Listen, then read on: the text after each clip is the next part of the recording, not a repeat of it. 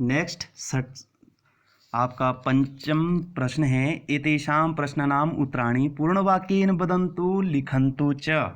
इन प्रश्नों के उत्तर आपने पूर्ण वाक्य में बोलने और लिखने हैं। पहला है, के स्वफलानि स्वयं न खादन्ति, अर्थात कौन अपने स्वयं के जो फल है नहीं खाते हैं। तो आपने श्लोक में पढ़ा था कि जो वृक्ष है वो अपने फलों को स्वयं नहीं खाते हैं। तो आप लिखेंगे वृक्षः। इसमें आपने बहुवचन प्रयोग करना है क्योंकि आपका जो प्रश्न है बहुवचन में है। वृक्ष एक ही फल नहीं देता है, बहुत सारे वृक्ष फल देते हैं। आपका प्रश्न अगर बहुवचन में होगा तो आपका उत्तर भी बहुवचन में ही होगा। वृक्षः स्वफलानि स्वयं न खादन्ति। द्वितीय प्रश्न है, कया सममं श्रीरभूषणम न अस्ति, किसके समान, सममम का अर्थ होता है सम्मान, श्रीरभूषणम शरीर का आभूषण, न अस्ति नहीं है, तो विद्या के समान शरीर का आभूषण नहीं होता है, अर्थात विद्या ही आभूषण है। जिसके पास विद्या होती है वो उसका क्या होता है, आभूषण होता है। तो विद्या सममं श्रीरभूषणम न अस्ति, विद्या के समान शरीर का आभूषण नहीं है। तृतीय प्रश्न है, कानि नरकस्य द्वाराणि भवन्ति, कौन जो आपके नरक के द्वार होते हैं। तो आपने इनसे बच के रहना है। कामः, क्रोधः तथा लोभः, ये आपके 3 प्रकार बताए गए हैं जो नरकस्य द्वाराणि भवन्ति, जो नरक के द्वार होते हैं। कामः, क्रोधः तथा लोभः नरकस्य द्वाराणि भवन्ति। चतुर्थ प्रश्न है, मनुष्य रूपेण मृगः इव के भ्रमन्ति, तो मनुष्य के रूप में जो पशु, आपने पढ़ा है कि जो मनुष्य के रूप में मृत्युलोक में धरती पर भार के रूप में मनुष्य शरीर में पशु की तरह आचरण करते हैं, वो कौन कौन हैं।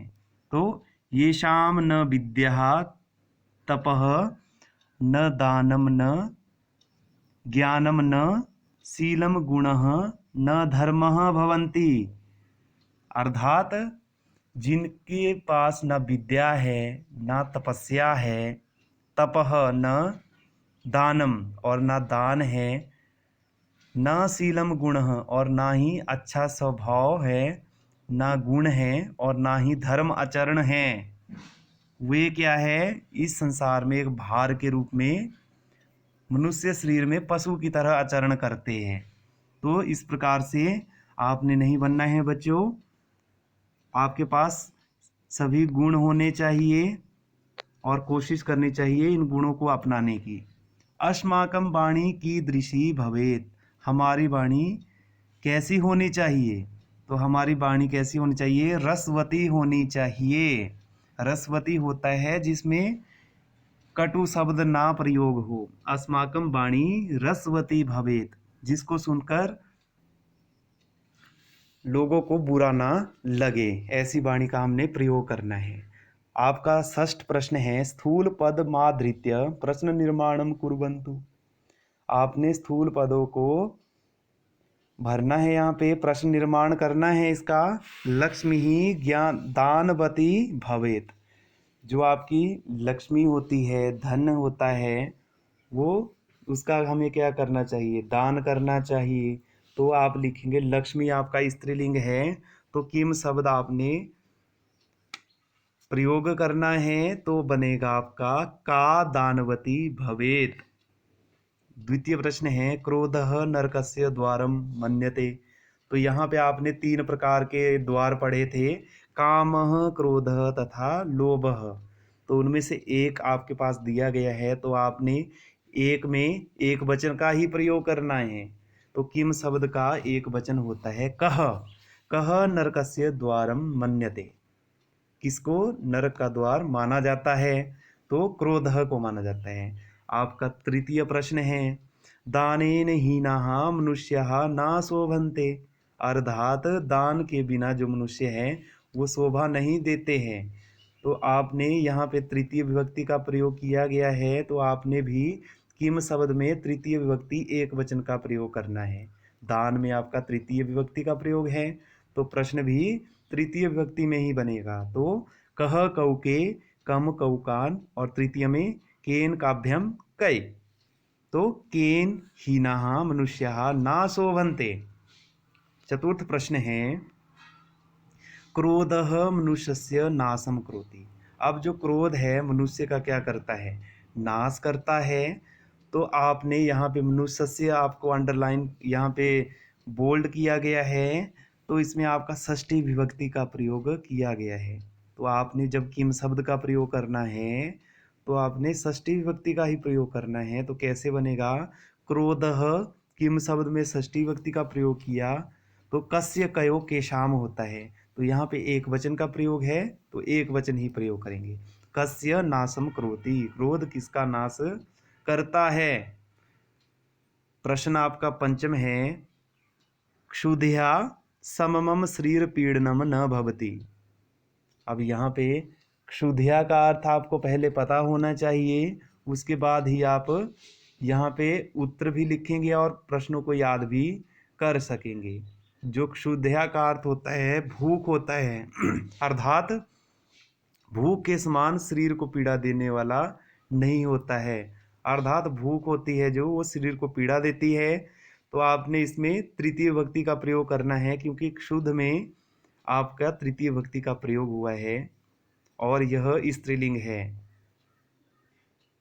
तो कया सममम शरीर पीड़नम न भवति, ठीक है। और किसके समान शरीर पीड़ा देने वाला नहीं होता है, तो भूख के समान इसका उत्तर था।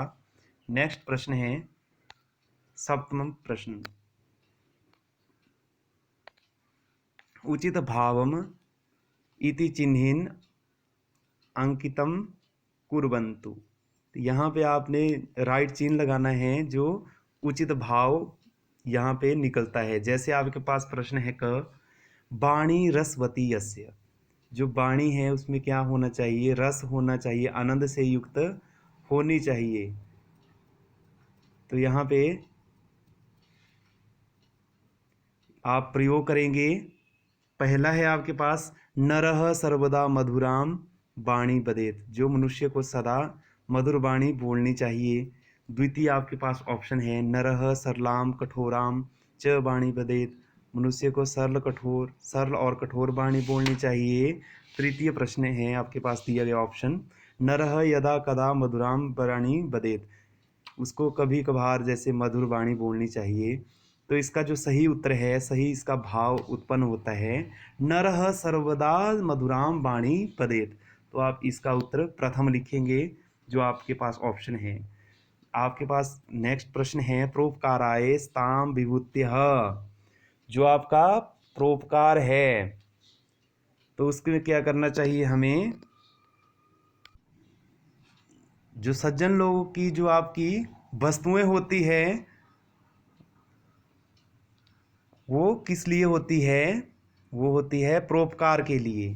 तो आपने यहाँ पे इसके भाव ढूंढना है। सजनानाम संपत्ति आत्मरक्षणाय भवति, जो सज्जनों की संपत्ति है आत्मरक्षण के लिए होती है, तो इसका भाव ये नहीं है। सजनानाम संपत्ति स्वकल्याणाय भवति, अपने कल्याण के लिए होती है, नहीं। तो तृतीय आपके पास है सजनानाम संपत्ति अनेशाम प्रोपकाराय भवति, अन्य लोगों के लिए होती है। तो यह इसका भाव है, तो आपने इसके ऊपर टिक करना है। तो ये ध्यान से अगर आपने श्लोक पढ़े होंगे तो आप बड़े आराम से इसका उत्तर दे पाएंगे। तो यहाँ तक हमने इसका अभ्यास रूप किया, तो आपने अच्छे ढंग से इसको अपने जो आपकी पुस्तकम है इसके ऊपर लिखना है और ध्यान से इसको पढ़ना है। धन्यवाद।